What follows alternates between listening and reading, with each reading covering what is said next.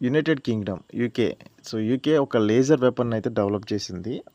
ఆ వెపన్ ఎలాంటిదంటే ఎంత పవర్‌ఫుల్ అంటే, మనకి కింద నుంచి మన భూమి మీద నుంచి ఆకాశంలో 1 కిలోమీటర్ ఎత్తులో ఉన్న ఒక చిన్న కాయిన్, ఒక రూపాయి బిళ్ళ లాంటి దాన్ని కూడా షూట్ చేసే కెపాసిటీ ఉన్నదనమాట.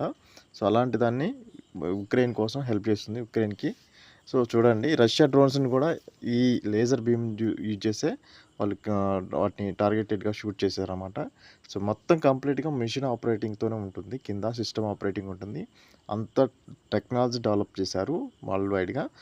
త్రూఅవుట్ ఒక కంట్రీయే కాదు, వరల్డ్ వైడ్‌గా చాలా ఉన్నాయి ఇలాంటి టెక్నాలజీస్.